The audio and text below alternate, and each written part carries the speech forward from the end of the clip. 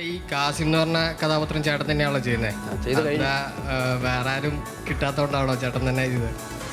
ഒരു സംവിധായകൻ എന്നുള്ള നിലയിൽ വേറൊരു നായകന്റെ വേഷം അല്ല, ഒരു ഹീറോയുടെ ഡേറ്റ് ഇത് അങ്ങനത്തെ ഒരു നമ്മൾ നിങ്ങളുടെയൊക്കെ മനസ്സിൽ കാണുന്ന ഒരു ചോക്ലേറ്റ് ഹീറോ അല്ല. ഒന്ന് എനിക്ക് ചെയ്യാവുന്ന ഒരു വേഷമാണ്. പിന്നെ അതിന് വേറൊരാൾ കാശ് കൊടുത്തിട്ട് പിന്നെ അയാളുടെ പുറകെ നടക്കേണ്ട കാര്യമില്ലല്ലോ. രണ്ടും കൂടെ ആകുമ്പോൾ കുറേ അത് കുറച്ച് അത് രണ്ടും കൂടെ എന്ന് പറഞ്ഞു കഴിഞ്ഞാൽ നമുക്ക് താല്പര്യമുള്ള ഒരു കാര്യമാകുമ്പോൾ തീർച്ചയായിട്ടും നമ്മൾ കുറച്ച് സ്ട്രെയിൻ എടുക്കണം. അതാണ് ഞാൻ നേരത്തെ നാദിർഷയോട് പറഞ്ഞു. ആ സ്ട്രെയിൻ എടുത്തു കഴിഞ്ഞപ്പോൾ എനിക്ക് ഭയങ്കര കോൺഫിഡൻ്റ് ആയി. എനിക്ക് വളരെ വളരെ എനിക്ക് ഇനിയും ചെയ്യാൻ കഴിയും എന്നുള്ളൊരു വിശ്വാസമുണ്ട്. ഞാൻ പറഞ്ഞു എൻ്റെ ഭാഗത്തുണ്ടായിരുന്ന വീഴ്ചകൾ എന്ന് പറയുന്നത് ഈ പറഞ്ഞ പ്രകൃതിയും ചെറിയ പ്രശ്നങ്ങളുണ്ട്. ബാക്കിയുള്ള കാര്യത്തിൽ ഞാൻ ഹാപ്പി. പടത്തിൻ്റെ ഷൂട്ടിംഗ് മൊത്തം തീർന്നു. പടത്തിൻ്റെ ഷൂട്ടിംഗ് മുഴുവൻ കഴിഞ്ഞു. ഇനിയും പോസ്റ്റ് പ്രൊഡക്ഷൻ തുടങ്ങണം. അത്ര ഷൂട്ടിംഗ് മൊത്തം. ഇപ്പോൾ അബുക്കാടെ പുതിയ പ്രോജക്റ്റുകൾ എന്തൊക്കെയാണ്? എനിക്കിപ്പോൾ ചെയ്തുകൊണ്ടിരിക്കുന്നത് തമിഴ് ഫിലിം പാണ്ഡ്യനാട്. അപ്പോൾ ഞാൻ അബുക്കെ പറഞ്ഞ് എനിക്കൊരു വേഷം ചെയ്തു തരാൻ പറഞ്ഞ് അങ്ങനെ ചുമ്മാ ചെയ്യത്തില്ല. അപ്പോൾ പിന്നെ ഞാൻ എന്ത് ചെയ്യാൻ പറ്റും? നല്ലൊരു വേഷം എൻ്റെ പടത്തിൽ ഞാൻ നിർബന്ധിച്ചിരുന്നു. നല്ല വേഷമൊന്നുമില്ല. ഒരു ഓഫീസറെ ഫോൺ ചെയ്ത് കമ്മീഷണറുടെ വേഷം മോശമാണോ സീനുണ്ടെങ്കിൽ അത് ഒന്നും പറഞ്ഞിട്ടൊന്നുമില്ല. ഞാൻ ചെയ്തു കൊടുക്കാമെന്ന് പറഞ്ഞിട്ടുണ്ട്. സമ്മതിച്ചില്ലേ? അതെ ഇങ്ങനൊരു വേദിയിലേ സമ്മതിക്കത്തുള്ളൂ.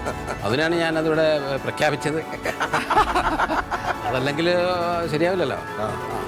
അപ്പോൾ നമ്മുടെ ദേവേട്ടനെ എൻ്റെ പടത്തിൽ വളരെ ഇതായിട്ട് വർക്ക് ചെയ്ത് തന്നിട്ടുണ്ട്.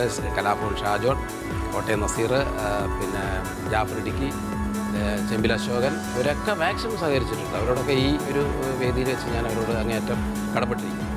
അതുപോലെ അബുക്കയോട് കടപ്പെട്ടിരിക്കും. ഓക്കെ. പുതിയ ചേട്ടൻ്റെ വേറെ പുതിയ പ്രോജക്റ്റുകൾ? പുതിയ പ്രോജക്റ്റ് എന്ന് പറഞ്ഞാൽ ഇപ്പോൾ ഒരു ട്രൂ സ്റ്റോറി എന്ന് പറഞ്ഞിട്ടൊരു പടം ഷൊർണൂർ ഷൂട്ട് ചെയ്തത്. അതിൻ്റെ ഡയറക്ടർ എൻ്റെ നേരെ മൂത്ത ജ്യേഷ്ഠനാണ്, അനിൽ ദാസ്. എനിക്കറിയാം. അബുക്കയുടെ കോളേജ് ഫീൽഡിൽ മറക്കാൻ കഴിയാത്തൊരു അനുഭവം വിദ്യാഭ്യാസ കാലത്ത്. ഓക്കെ, കോളേജൊന്നും ഇല്ല മോളെ, ഞാൻ SLC വരെ പഠിച്ചു. വിദ്യാഭ്യാസ കാലം എന്ന് പറഞ്ഞാൽ മതി. വിദ്യാഭ്യാസ കാലത്ത് മതി. ഓക്കെ, വിദ്യാഭ്യാസ കാലത്ത് മറക്കാൻ പറ്റാത്ത അനുഭവം. ഉദ്ദേശം എന്നറിയാമോ? പ്രേമം. ബോഡി നല്ല ഷേപ്പായിരുന്നല്ലോ, 6 പാക്ക് ആയിരുന്നല്ലോ. ആ സമയത്ത് കോളേജിൽ പിള്ളേർ ആരാധികമാരുണ്ടായിരുന്നു. ഇപ്പൊ വീട്ടിൽ കുടുംബം കലക്കാനുള്ളൊരു ചോദ്യം അത്രേ ഉള്ളൂ.